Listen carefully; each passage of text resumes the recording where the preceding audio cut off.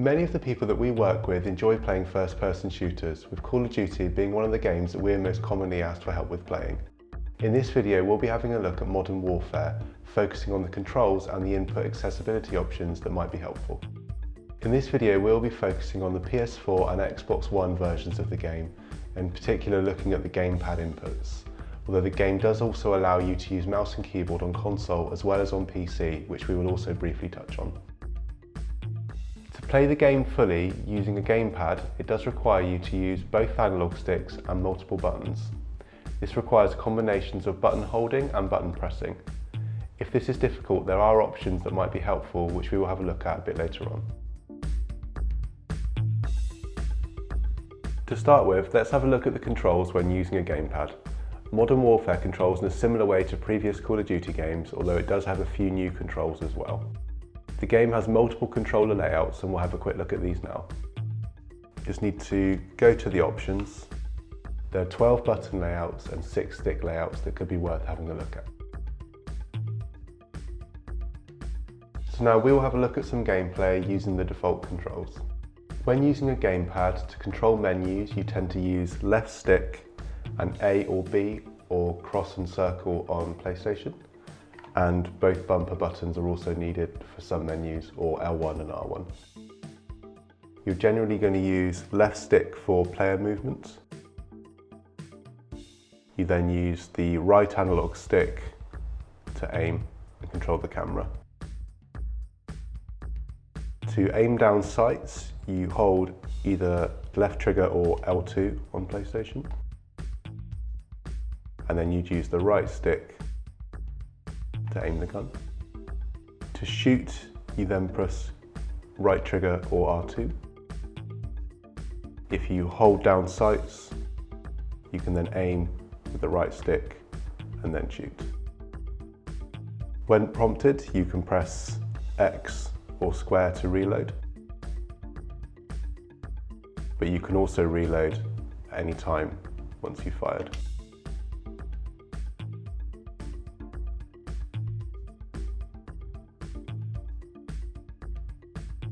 To swap weapons, press Y or triangle. To crouch, you press B or circle. To go prone, you hold B or circle. And you can then move as well using left stick when in this position. You can also move when crouching, and you just press the button again to go back to standing. And it's either A or cross to jump. In the game you also have tactical grenades. You use these by pressing either left bumper or L1. If you hold the button down, you'll cook the grenade before throwing it, or you can just tap it to throw straight away. So if I hold it and then throw it, with either right bumper or R1, you also get lethal equipment. So here we have a hand grenade. Again, I can hold it down and then throw it, or I can just tap it to throw it straight away. Whilst moving forwards with the left stick, you can tap the stick in to click and you'll start sprinting.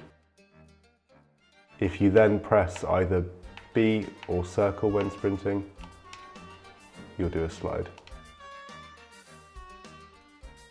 If you click the right stick in, you'll do a melee. It's worth noting that in this Call of Duty, sometimes you'll need to do more than one melee to get the kill. D-pad controls are specific to the mode that you're playing, but for the many of the modes that you'll play, the following will apply. So depending on the weapon you're carrying, but for many weapons, pressing left on the D-pad will change the firing mode. So on this gun, as standard, will fire off multiple rounds.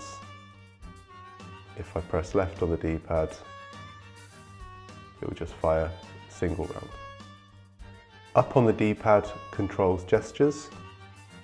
Hold up on the D-pad, move the right stick to what you would like to do, and then just let go.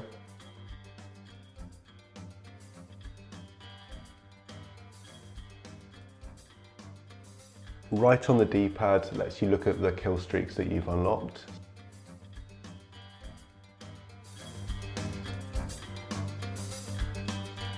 There are also a few new controls that feature in this Call of Duty for a first time, which we'll have a look at now.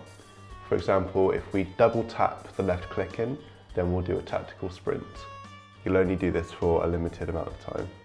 Another new control in Modern Warfare is the ability to reload whilst aiming down sights. So if I'm holding down left trigger or L2 to aim down sights, if I then fire to reload, I'd now press X or square on the controller, and I can reload while still aiming. In this Call of Duty, you can also open and close doors. You can do this by holding down either X or square to open a door, and then you can close doors as well. The other way to open doors, if you want to do so quickly, is just to sprint into them. In Modern Warfare, you can also mount walls and other things that you can hide behind that can give you some cover.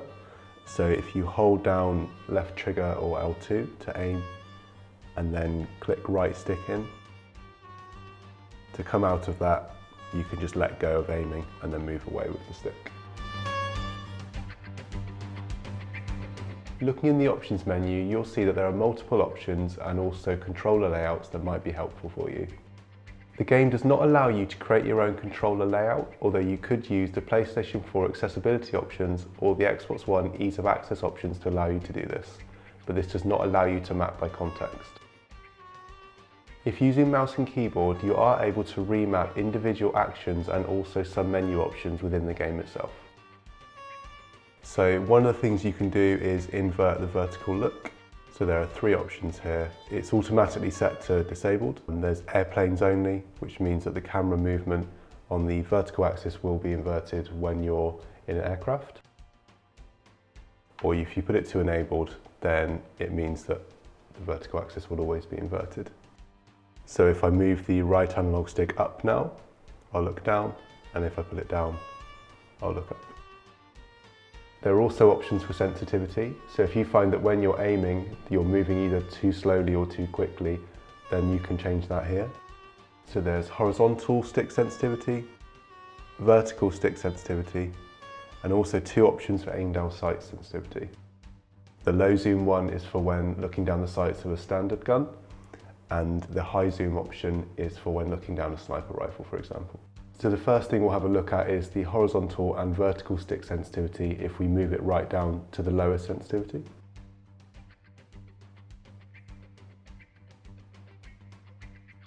And now if we move it all the way up to the highest. So on this highest sensitivity, just a slight movement on the right stick makes you move really quickly. You can also change the aim response curve type. By changing the response curve type, it's possible to make the action more or less sensitive at different points on moving the joystick. For example, linear will respond directly to the amount you move the joystick, while standard will accelerate towards the amount you have moved the joystick. You can also change the aim assist type. There are 4 different types of aim assists, and these apply to both online, multiplayer, and also campaign modes. The standard aim assist is on by default and essentially slows down your aiming once you're near to a target. Precision means that there is a stronger aim slowdown, but this will only kick in when you're very close to a target. The developer suggests that this is best for players who are very accurate. The focusing option might be worth having a look at if you're new to this type of game or new to analog aiming, as the slowdown kicks in even when you're missing the target. You can also disable aim assist, which turns aim assist off entirely. You can also change the weapon mounting controls if you find that holding down left trigger or L2 and pressing right stick click or R3 is difficult to do at the same time. You can disable weapon mounting entirely if you'd rather not use it. You can also map it to double tap aim down sights. This means that you would double tap left trigger or L2, and if you're near to an object, then you would mount. The aim down sights and press melee is the standard control, so the one that we've already looked at. And you can also map it to aim down sights only. This means that if you're near to something that you can mount, you just have to press the left trigger or L2 in, and you will automatically weapon mount. You can also change how you exit weapon mounting. So you can either have it set so that you let go of left trigger or L2 to exit weapon mounting, or you can have it set so that when you move the left stick in a direction away from the object that you've mounted, then you will also exit weapon mounting that way. So as standard, to aim down sights, I hold down either left trigger or L2. But if I set this to toggle, I only need to tap the button, and then to stop aiming, I tap again. So as standard, to throw equipment, you either tap LB and RB, or L1 or R1, depending on which controller you're using. So if I wanted to throw a grenade, I just have to tap this button.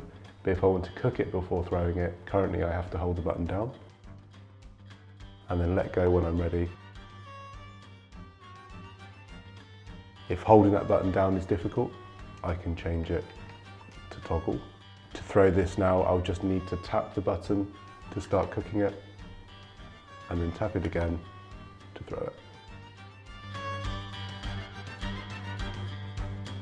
As the reload and use item button is the same, there are a few options that can help make it easier. The first option is tap to reload and hold to use. So currently, if I tap X or square, then I would reload the gun. And then if I hold it down, I'll open the door. You can also swap this over, so you could map it to tap to use and hold to reload. If I wanted to reload now, I'd have to hold the button down. And if I want to open the door, I just tap the button. The third option is contextual tap. This means that you only ever have to tap the button. So if you're away from an object and press the button, it will act as reload. If I'm near to an object that I can use, like opening a door, it will always prioritize using that item over reloading. With this option on, you can also hold the button to reload if you prefer. If holding down buttons is difficult, then setting aim down sight behavior to toggle, equipment behavior to toggle, and use reload behavior to contextual could be helpful. There currently isn't an option to help with shooting, which will require either multiple taps or button holding, depending on the weapon that you're using and the situation that you're in. By default, when you run out of ammo in one weapon, the game will automatically swap to your other weapon. You can have this off if you prefer, which means that when you run out of ammo, you'll still keep that gun, and to swap, you would have to press either Y or triangle. So here, if I use up the last of the ammo in this weapon, the game automatically swaps to the next weapon. But with this option disabled, if I now run out of ammo, the game doesn't swap gun. So in order to swap to the next weapon, I need to press either Y or triangle.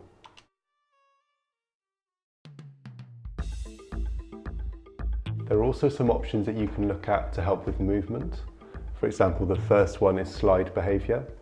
So currently, in order to slide, I would be sprinting, and then I would hold down B or circle in order to slide. I could map this so that instead I just have to tap B or circle in order to slide. Currently, to walk forwards, I press up on the left stick, and I have to keep that held to keep moving. I can also enable the option for auto walking forwards. Doing this means if I move the left stick forwards very quickly twice, now I'm just automatically walking forwards, and in order to stop, I just pull the stick back. There are also some options for automatic sprinting. This means that when I push the stick forwards, I start running straight away, so there's no need to click the left stick in. You can also have the control set to automatic tactical sprints.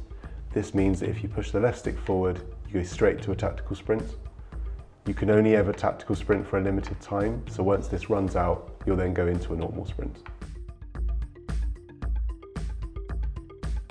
If you're going to be using mouse and keyboard to play Modern Warfare on console, then you do get a few extra options that might be worth having a look at.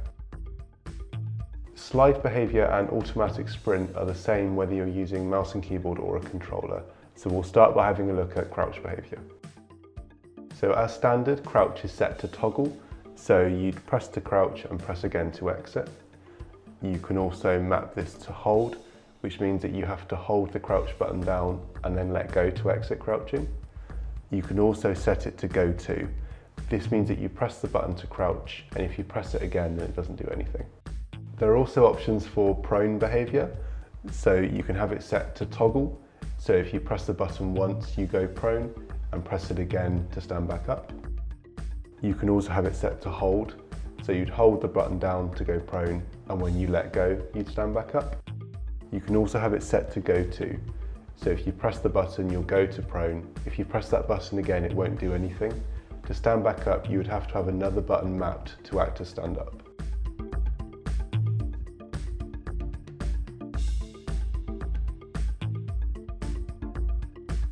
Thank you for watching this video. If there's anything that we can do to help, then please do get in touch.